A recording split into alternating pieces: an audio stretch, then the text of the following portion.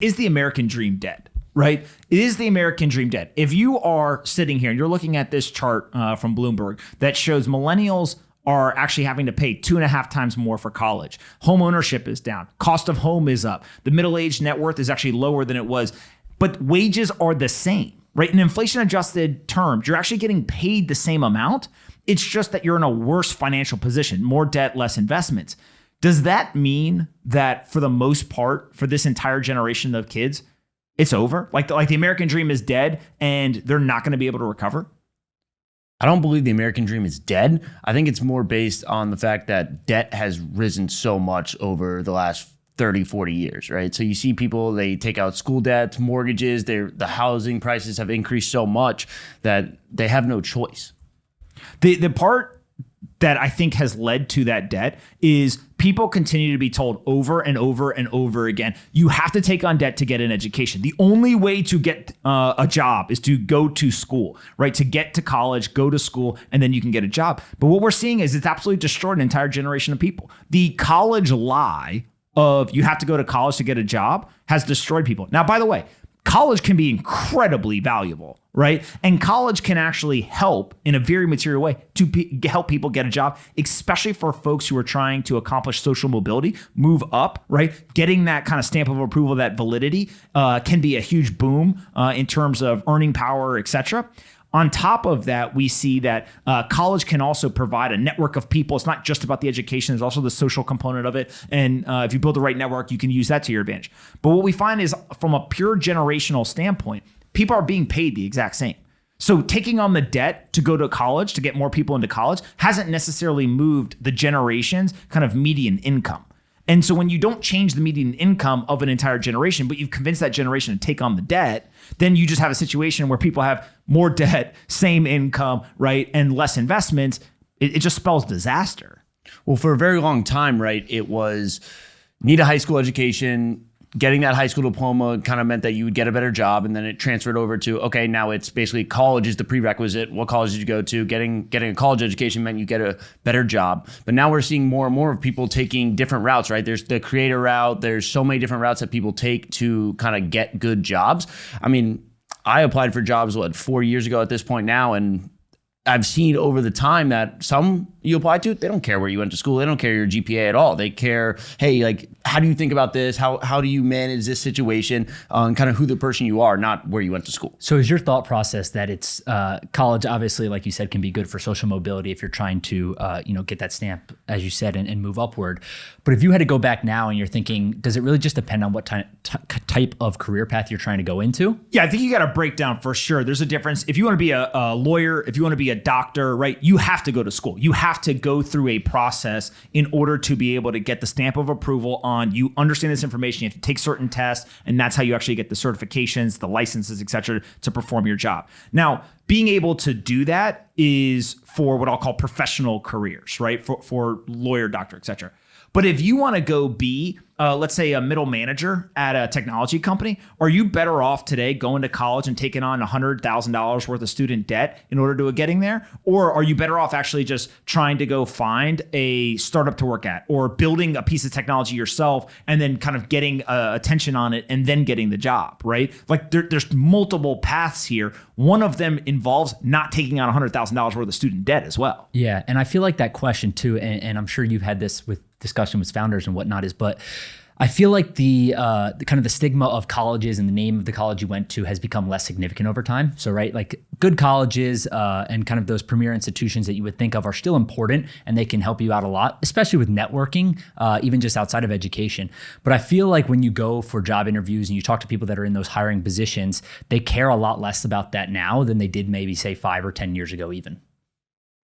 Absolutely. But I also see that there's a pretty big situation in terms of the colleges themselves, right? If you ran a business, let's say that you were running a business and you said to yourself, hey, every time I raise prices, the line that's around the corner only gets longer, right? What do you incentivize to do? You're going to keep raising prices, right? And if you keep raising prices, the line gets longer, and you know that everyone will be able to pay because all they're going to do is they're going to turn around, they're going to borrow money in order to do it. They're paying you with money that they don't even have.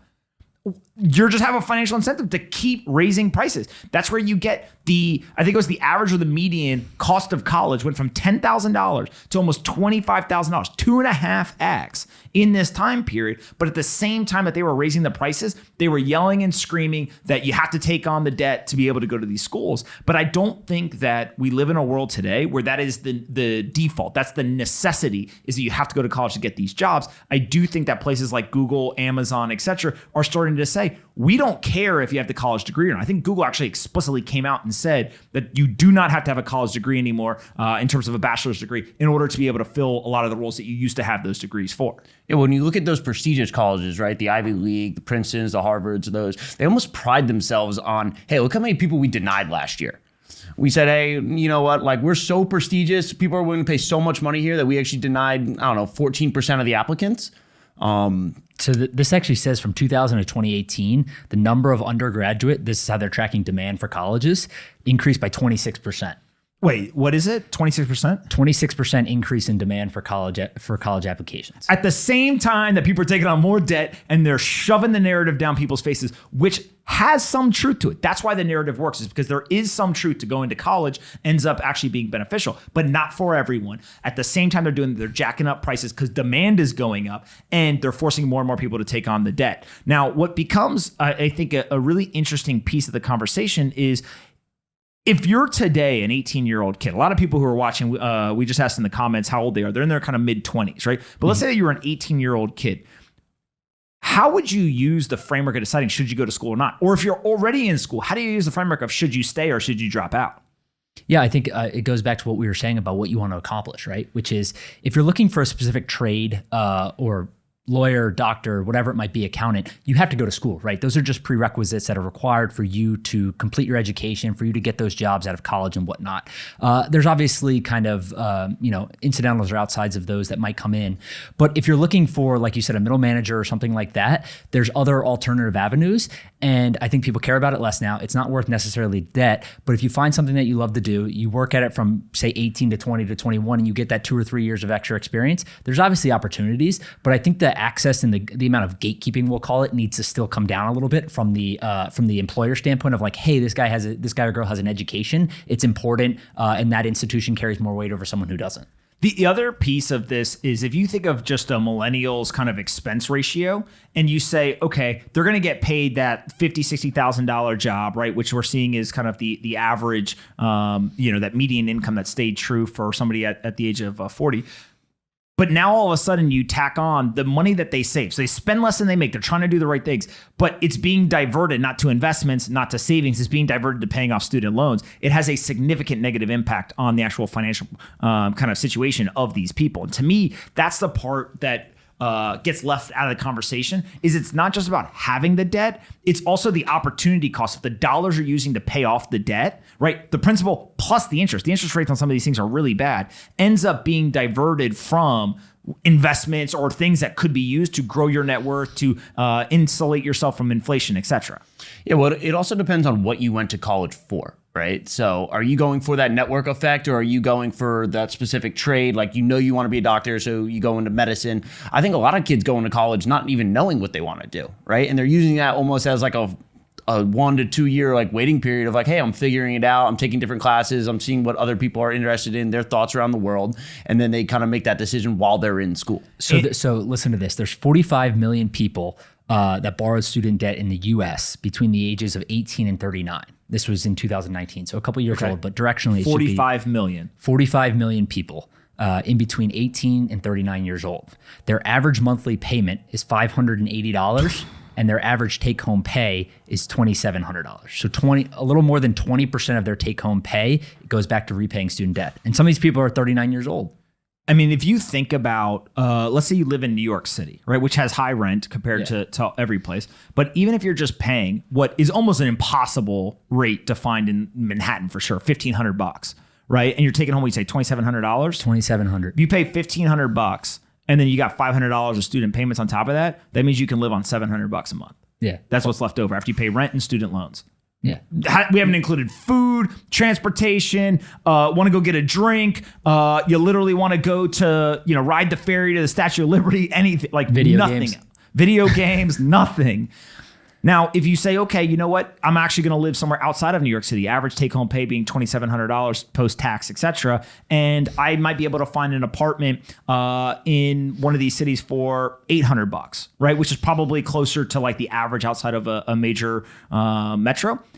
$800, I got $500 of student loans on average. I'm still only taking home, somewhere between $1,000 to $1,200, depending on exactly that rent payment. Like it's a pretty crazy number when you think about $500.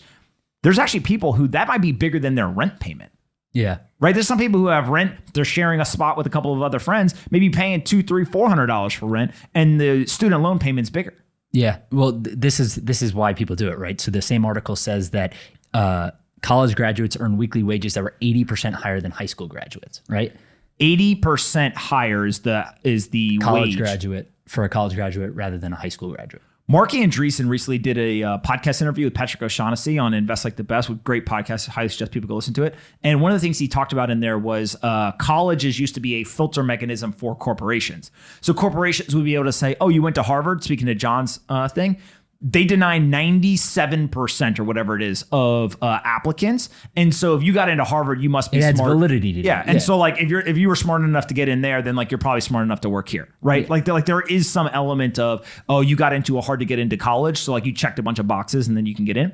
But that's also true of just college in general. Like Harvard is the extreme end of that, but getting into college in general means that you had to have some level of academic accomplishment. You had to have some level of rigor in terms of taking the test needed to get in, and then you had to complete it. Right? If you're a college graduate, you actually had to get through the program. And so are there sham schools that just approve everybody? Sure. But for the most part, there's some level of sophistication, education that you have to have met in order to get through that kind of gauntlet.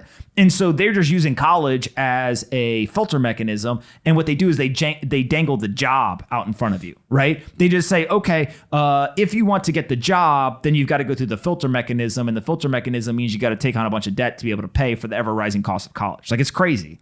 Well, it shows hard work and consistency, right? That's why they ask what your GPA is, not just, oh, like, look at this. But that's why a lot of people ask, okay, like, what is your major's GPA? So what are the classes that are actually relevant to what you're doing now? What was your GPA in those classes? And I found an interesting stat that was 90% of student loan is federal. It's almost a business for the government. What do we think is the amount of money that is charged by the government on those loans? Do we know what the average? The average in interest rate? 2017 was for both private and federal loans was 5.8%. 5.8%, which literally the government is making more money than you make if you put your own dollars in a savings account where you're supposed to earn a high rate of return or a higher rate of return because it's savings account at the bank. The federal government makes more money on you paying your student loans versus if you save your money. Well, yeah, that's what I think is interesting with this kind of like boom of, the Lambda School, where they're like, hey, look, we're going to teach you this for free, but then we take a percentage of your future earnings when you graduate and you actually get a job. But if you don't ever get a job, then they don't get paid. It's They're an ISA. incentivized. It's an ISA, an income sharing agreement, where basically that you pay a percentage up to some amount moving forward. It's very, very effective. The other thing too is obviously I'm an investor in Synthesis, and they're focused on younger kids. But this whole idea of, wait, why am I going to go participate in the school if I don't actually care about the filter mechanism, but I'm interested in the education itself, the knowledge I can earn? Maybe I should go and do that in a different setting than in what we would consider a university, a college, et cetera. It's like, let's teach people how to think rather than teaching them what to think. And there's a big, big difference there. If we go back for a second, should we be worried about the lack of stock ownership as well? Right? There was 17%, I think, was the boomers in terms of how many of them own stocks versus 14% with millennials. Yeah, but it makes sense, right? When you look at the chart, it's like college costs more. Everything else living-wise costs more. You're not making nearly as much adjusting for inflation when it comes to wages. Your net worth is down. So obviously you own less stocks, right? On a percentage basis. It's just a matter of kind of the financial equation of, hey, I'm not making as much as I should be when you adjust for inflation wage-wise. And everything else I'm doing costs more, including housing, food, transportation, college, everything.